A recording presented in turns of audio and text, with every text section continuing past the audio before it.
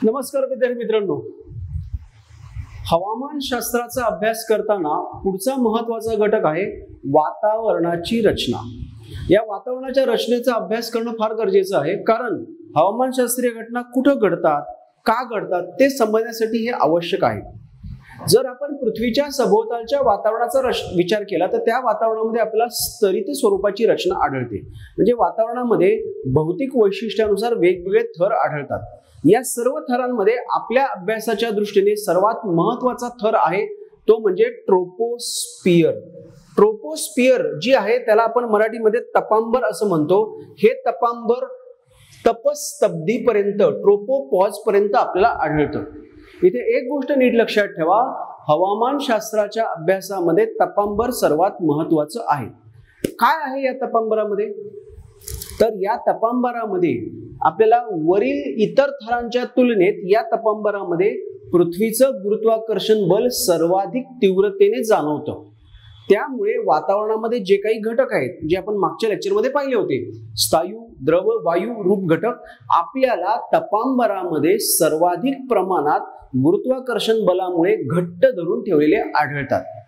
वातावरणातील एकूण स्थायू द्रव घटकांपैकी 95% प्लस म्हणजे जवळपास सगळे स्थायू आणि द्रव तपांबरामध्ये केंद्रित आहेत। वायुरूप घटकांपैकी 75% प्लस घटक आपल्याला तपांबरामध्ये केंद्रित आढळतात। यामुळे काय होतंय तर वातावरणातील घटक सर्वाधिक प्रमाणात तपांबरात केंद्रित असल्यामुळे सर्व प्रकारच्या हवामानशास्त्रीय घटना, वारे वाहनं, मान्सून वारे, जेट प्रवाह, वायू राशींची निर्मिती, आवर्त म्हणजे वादळांची निर्मिती, ढगांची निर्मिती, ढगांपासून पाऊस, हिमवृष्टी, गारांचा पाऊस, या सर्व घटना तपांबरामध्ये होतात। कारण पृथ्वीचं गुरुत्वाकर्षण बल तपांबरात सर्वाधिक जास्त जाणवत असल्यामुळे या तपांबरामध्ये वातावरणाचे बहुतांश घटक केंद्रित आहेत। हा झाला तपांबराबाबतचा पहिला महत्त्वाचा मुद्दा। त्याबाबतचा दुसरा महत्त्वाचा मुद्दा लक्षात घ्या। या तपांबराची जी उंची आहे ती उंची, हे तपांबर आपल्याला भूपृष्ठापासून सरासरी 11 किलोमीटर उंचीपर्यंत आढळतं। म्हणजे लक्षात घ्या, जर समजा हे आपलं भूपृष्ठ असेल तर या भूपृष्ठापासून हे तपांबर सरासरी 11 किलोमीटर उंच आहे। सरासरी याचा अर्थ प्रत्येक ठिकाणी तपांबराची उंची वेगवेगळी आहे। तपांबराची उंची सर्वात जास्त आहे विषुववृत्तावर 16 किलोमीटर। विषुववृत्ताकडून ध्रुवाकडे जाताना तपांबराची उंची कमी होत जाते। 45 अंश अक्षवृत्तावर तपांबर आहे 11 किलोमीटर उंचीचं, आणि ध्रुवावर तुम्ही पोहोचलात तर ध्रुवावर तपांबराची उंची सर्वात कमी 8 किलोमीटर आढळते। असं का? ध्रुवावर पृथ्वीचं गुरुत्वाकर्षण बल सर्वात जास्त असल्यामुळे तिथे तपांबराची उंची सर्वात कमी आहे, आणि विषुववृत्तावर पृथ्वीचं गुरुत्वाकर्षण बल सर्वात जास्त आहे, प्लस पृथ्वीच्या परिवलनातून निर्मित केंद्रत्यागी शक्ती विषुववृत्तावर तीव्रतेने कार्य करते। या दोन कारणामुळे विषुववृत्तावर तपांबराची उंची जास्त आहे। हा झाला तपांबराबाबतचा दुसरा महत्त्वाचा मुद्दा। आता तिसरा मुद्दा लक्षात घ्या जो अत्यंत महत्त्वाचा आहे की तपांबरामध्ये आपण भूपृष्ठापासून तपांबरामध्ये उंच जाताना तापमान कमी होतं। नीट लक्षात घ्या, भूपृष्ठापासून उंच जाताना तपांबरामध्ये तापमान कमी होतं। त्याला आपण म्हणतोय सामान्य तापमान ऱ्हास, नॉर्मल टेम्परेचर लॅप्स। आणि हा जो तापमान ऱ्हास दर आहे तो किती आहे तर 6.5 डिग्री सेल्सिअस पर किलोमीटर। म्हणजे 1 किलोमीटर उंच गेलात 6.5 डिग्री सेल्सिअसने तापमान कमी झालं, किंवा 160 मीटर उंच गेलात, 160 मीटर उंच गेलात की 1 डिग्री सेल्सिअसने तापमान कमी होतं। हे 3 तपांबराबाबतचे सर्वात महत्त्वाचे मुद्दे आहेत। तपांबरा व्यतिरिक्त जे बाकीचे थर आहेत त्याबद्दल आपण थोडक्यात माहिती घेऊ, पण ते तितके महत्त्वाचे नाहीये।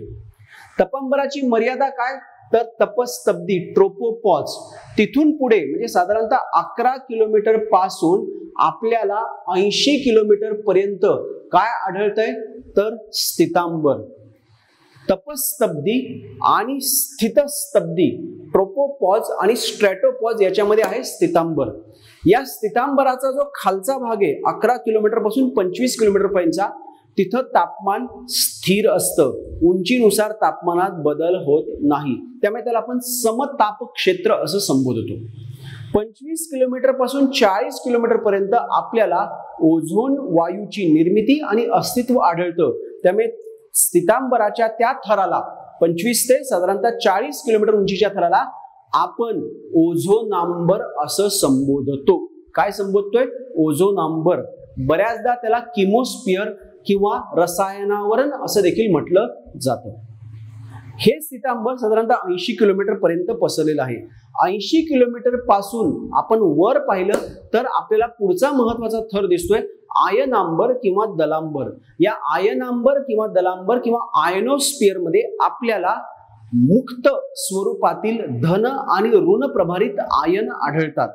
धन आणि ऋण आयनांचं अस्तित्व आपल्याला तिथे आढळतं आणि या आयनांच्यामुळे पृथ्वीवरून उत्सर्जित रेडिओ लहरी परावर्तित होऊन परत पृथ्वीकडे येतात. म्हणजे आपण पृथ्वीवरून रेडिओ वेव्ह सोडल्या की त्या या आयनांबरापर्यंत जाणार, त्या धन ऋण प्रभारित आयनांना धडकणार, परत पृथ्वीकडे माघारी येणार. म्हणजेच काय तर आपण रेडिओ कम्युनिकेशनसाठी याचा वापर करू शकतो. या आयनांबराचे काही उपथर ते थोडक्यात लक्षात घ्या. 80 किलोमीटर पासून 96 किलोमीटर पर्यंत आहे डी थर, कॅपिटल डी.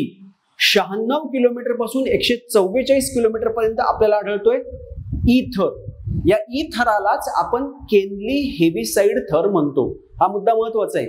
ई थराला आपण केनली हेविसाइड थर म्हणतो, जो 96 किलोमीटर पासून 144 किलोमीटर पर्यंत आढळतो आणि या ई थराचं E1 E2 अशा दोन उपथरात विभाजन केलेलं आहे.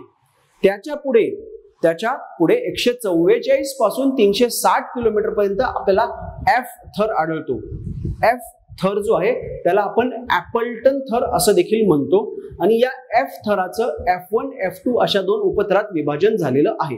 सो डी थर, ई थर, एफ थर. त्यापैकी ई चं E1 E2, एफ चं F1 F2. ई ला आपण म्हणतोय केनली हेविसाइड थर, एफ ला आपण म्हणतोय ऍपल्टन थर. हे आयनांबराचे उपभाग आहेत.